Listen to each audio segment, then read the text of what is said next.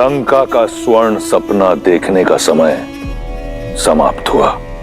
मार डालो इन सबको।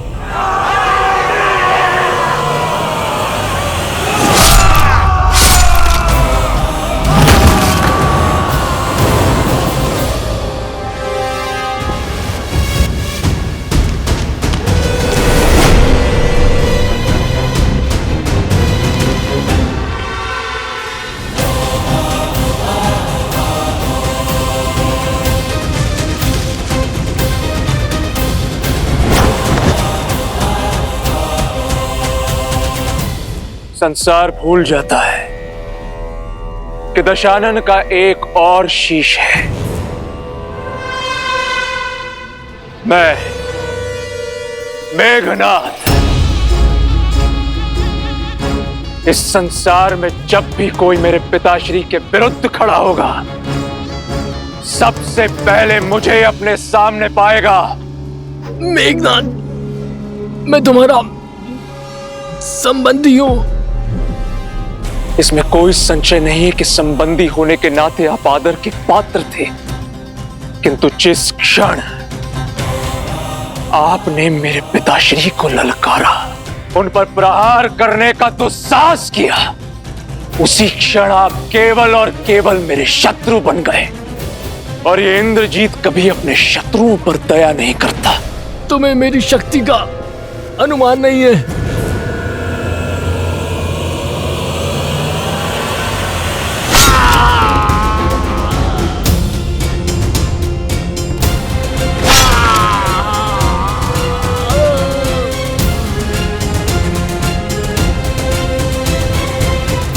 शक्ति का अनुमान भी है, और तुम्हें किस तरह अपने पिताश्री के चरणों में लाना है, उसका ज्ञान भी है।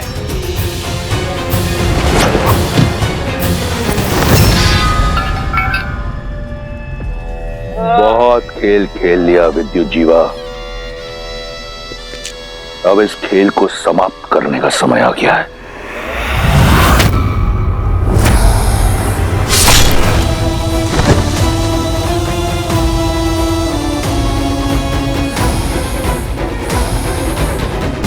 हम जो चाहते थे वो हमने पा लिया पिताश्री। आपके शत्रु का शीश आपके चरणों में है। अब लंका चले। लंका लौटने की इतनी शीघ्रता क्यों मेघनाथ? अपने विजय का उत्सव तो मना ले। जिस लंका की आन के लिए यह प्रयास किया, उसके लिए नागलोक से कुछ उपहार तो एकत्रित कर लें। सैनिकों, नागलोक पर छा जाओ, कोना कोना छानो, नागमणि, आभूषण, जो भी मूल्यवान वस्तु मिले छीन लो, लूट लो।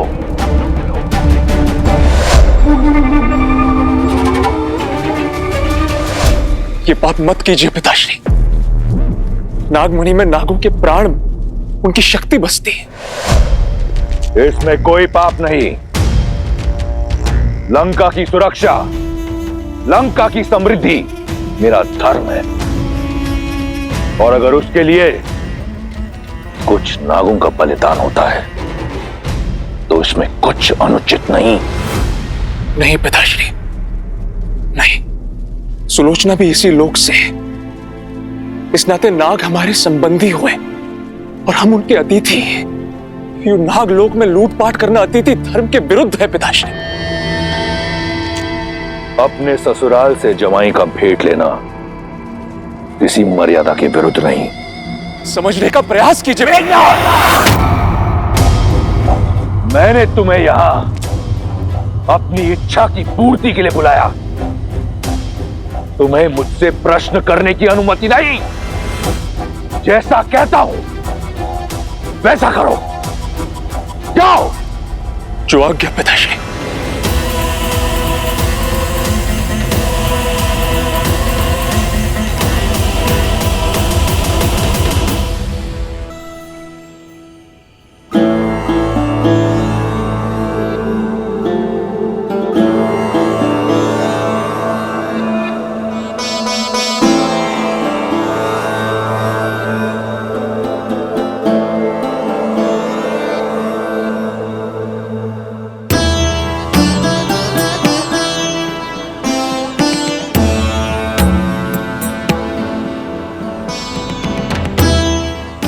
सुमंत राम आ गया। सुमंत, मेरे राम लक्ष्मण सीता को लेकर। सुमंत अब तक नहीं लौटे महाराज।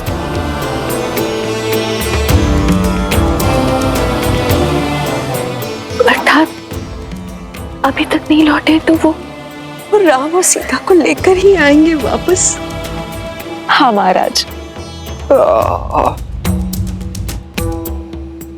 मेरे राम पिताश्री,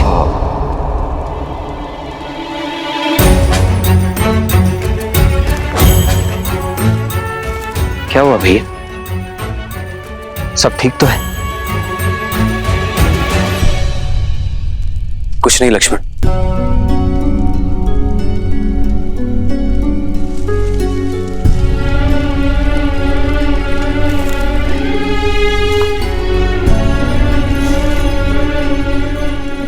भाई को कुछ नहीं बताया कि उसे चिंता होगी, पर बाहर से तो अपनी मन की पीड़ा बांट सकते हैं ना आर्य।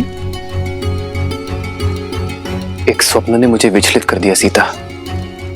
ऐसा लगा जैसे पिताश्री मुझे पुकार रहे हैं। जानती हो सीता,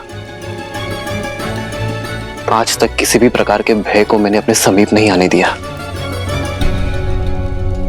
किंतु न जाने क्यों पिताश्री को स्मरण करके वही भय मेरे हृदय को जकड़ रहा है। ऐसा अनुभव होता है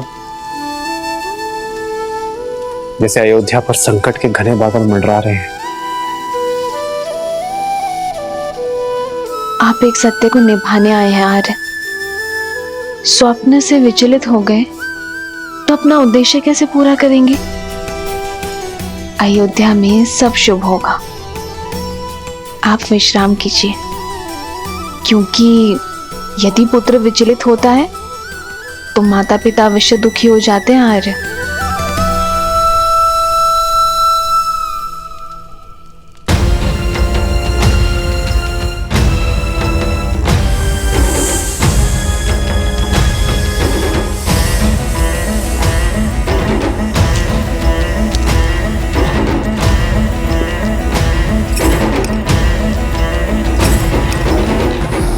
उत्तम, अति उत्तम।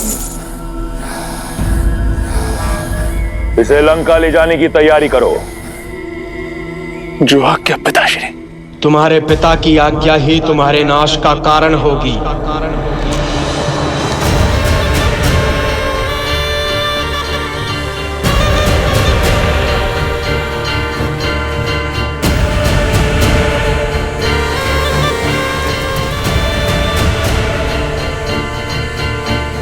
जिसमें पाप और अधर्म के विरुद्ध लड़ने का साहस नहीं होता, वो भी उस पाप का भागीदार होता है। मन तो करता है कि अपना सारा विष इसी क्षण तुम्हारे शरीर में भर दूं, किंतु सुलोचना मेरी दत्तक पुत्री है, मैं उसे अपने हाथों से विधवा नहीं कर सकता। इसलिए मैं नागराज वासुकी तुम्हें यह श्राप देता हूं कि जिस प्रकार तुम्हारे पिता के आदेश से मेरे लोग मर रहे हैं, वैसे ही एक दिन तुम भी अपने पिता के आदेश से ही मृत्यु को प्राप्त होगे। तुम्हारा ही पिता तुम्हारी मृत्यु का कारण बनेगा। वासुकी, मेरे समक्ष मेरे पुत्र को श्राप देने का दुस्साहस गजानन हूं मैं। काल भी मेरा दास है। इन्हें जाने दीजिए पिताश्री। हम पहले ही बहुत पाप कर चुके हैं।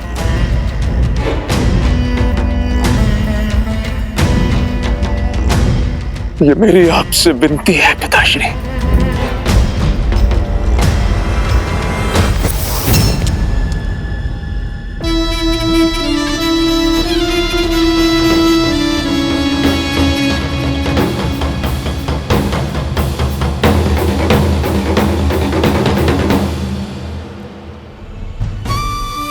चल किया है हमारे राम ने हमारे साथ में। चल तो हमारी नेत्रों ने किया है हमारे साथ। 2 घड़ी निद्रा क्या लगी, हमारे राजा राम हमसे बिछड़ गए। हमारे जीवन को सुगम बनाने के लिए हमारे प्रभु श्री राम उस दुर्गम मार्ग पे स्वयं ही चल पड़े हैं। हमारे राम हमें छोड़कर चले गए, इतने निष्ठुर कैसे हो सकते हैं?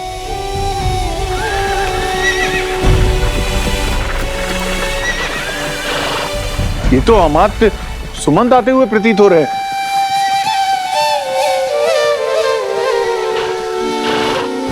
हमारे प्रभु लौट रहे हैं।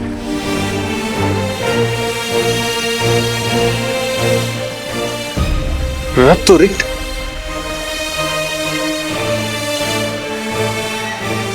रथ पे तो केवल अमात्य हैं, हमारे राजा राम नहीं है।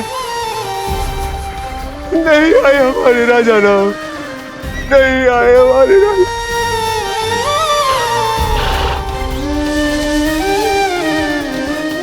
आओ आओ कैकई, आओ। मंत्रा, हाँ? तुम मुझे रात्रि के इस पहर यहाँ क्यों लाई हो? उस सत्य का आभास कराने जो अब तक मेरा स्वप्न था। तुम्हारे निर्णय का परिणाम तुम्हें दिखाने। वो देखो, अवध का राज सिंहासन, जिस पर बैठने की कामना कभी इंद्र भी करते होंगे। कैकई, जरा सोचो, जब हमारा भरत उस सिंहासन पर बैठेगा तो क्या होगा? कितनी प्रसन्न होंगी तुम, कितना गर्व होगा तुम्हें। कैकई, तुम अपने कक्ष में अकेली बैठी कुर्सी रहती हो, ग्लानि में डूबी रहती हो, राम को वन भेजने के निर्णय पर संदेह करती हो। नहीं कैकई, नहीं, तुमने जो किया बिल्कुल सही किया, और भरत को अवध का नरेश बनाने में जो हो सकता है करो। अपने स्वप्न को संजोवो कैकई, अपने स्वप्न को संजोवो।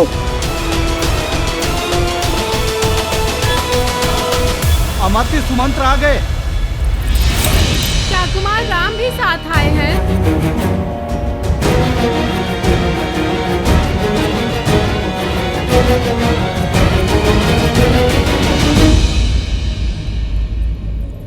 अरे चल।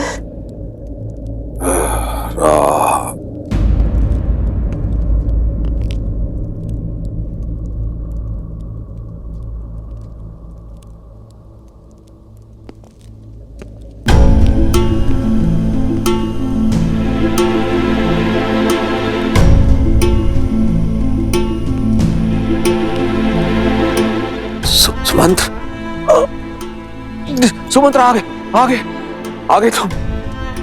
मेरे राम को लेकर आए हो ना? हाँ। लक्ष्मण सीता कहाँ है वो? हाँ, आए हैं ना वो साथ में? हाँ।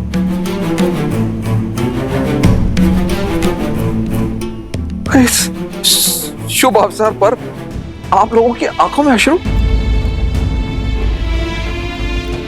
सुमंत्र अवश्य ही मेरे राम को लेकर आया है। उसने आज तक मेरे आदेश की अवहेलना नहीं की है। प्रतीत होता है राम सन्यासी वेश से बाहर आने में समय ले रहा। अब सुमंत, एक काम करो, राम से कहो कि युवराज के रूप में सज होकर आए और साथ में लक्ष्मण और सीता को भी लेके आए। मैं उनसे मिलने को आतुर हूं। जाओ जाओ जाओ, लेकर आओ उन्हें। खड़े क्यों हो? सुमंत्र, जाओ ना, उनको लेकर क्यों नहीं आ रहे हो तुम? सुमंत्र, वो आए हैं ना सुमंत्र?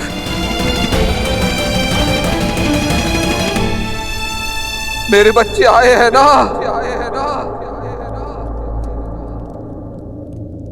सुमंत्र, चुप क्यों हो? कहां है वो तीनों?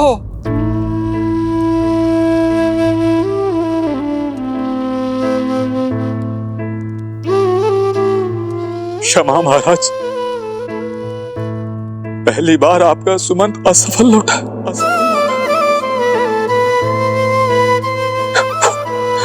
वो नहीं आए।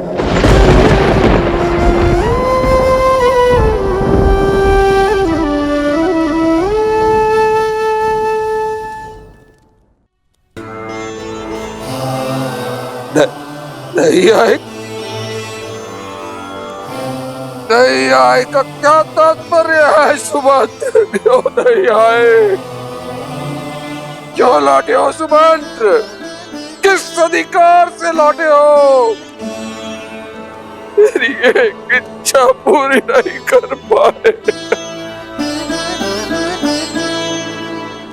मेरी कुलवधू, मेरी पुत्री सीता को भी नहीं ला सके।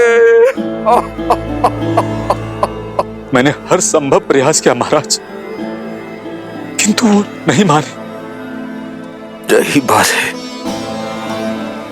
देख लेना, मेरा राम मेरी बात मानेगा। मुझे ले चलो, मैं जाऊंगा, मैं लेकर आऊंगा अपने राम को। मुझे ले चलो, मैं मनाऊंगा अपने राम को, मैं लेकर आऊंगा वापस उसे। भूल मेरी ही है कि मैंने सुमंत्र को राम को लाने के लिए भेजा। अब मैं स्वयं जाऊंगा और राम को लेकर ही लौटूंगा। चलो सुमंत्र। आपके पुत्र हैं वो महाराज, रघुकुल के गौरव, रघुकुल के गौरव, रघुकुल के गौरव। नहीं लौटेंगे, नहीं लौटेंगे।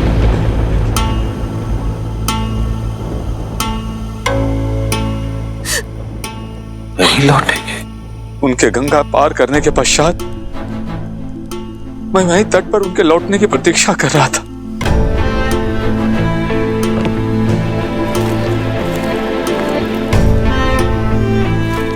सुमंत, आप लौटे नहीं? किस मुख से लौटता निषाद राज? अपने महाराज को निराश किया है मैंने, उनके राम को उन्हें नहीं सौंप पाया। उनकी अंतिम आशा था मैं। लौटना तो मैं भी नहीं चाहता था, किंतु श्री राम ने समझाया कि हमें अपना कर्म पथ, अपनी यात्रा स्वयं पूरी करनी होती है। आप लौटिए और महाराज दशरथ से वही कहिए जो श्री राम ने मुझसे कहा। हाँ, क्या कहा मेरे राम ने? बोलो ना, क्या कहा राम ने? उन्होंने कहा कि कई बार आशा टूटनी आवश्यक होती है निषाद राज। एक बड़ी आशा के लिए और बीज का फूटना होता है।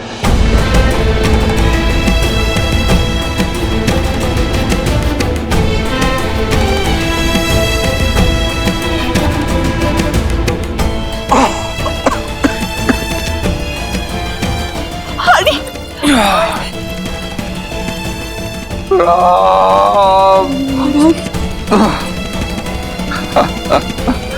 राम।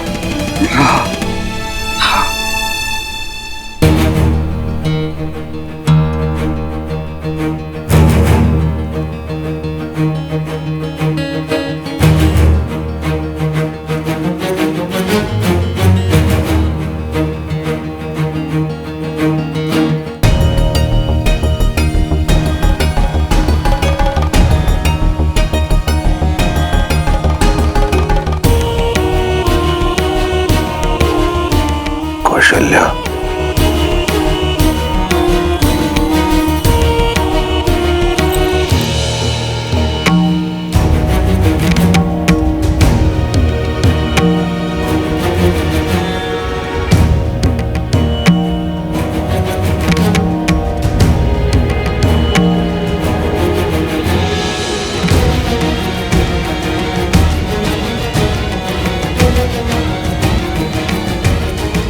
कौशल्या, हाय, मेरा अंतिम समय आ गया है, समय आ गया है।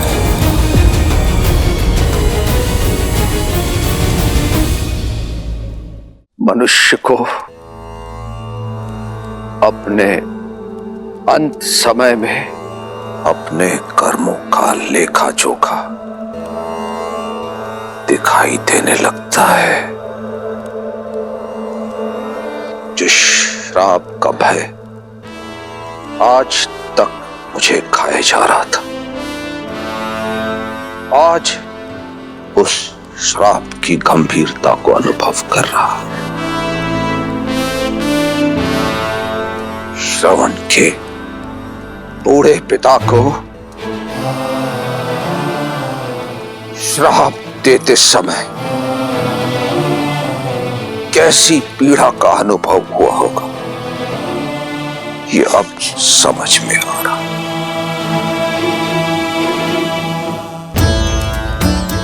दृष्टिहीन माता पिता से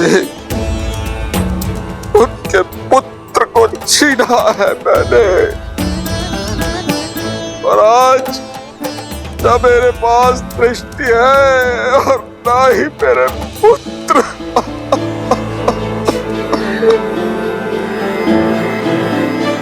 प्यासे दृष्टिहीन माता पिता को उनका पुत्र पानी नहीं मिला।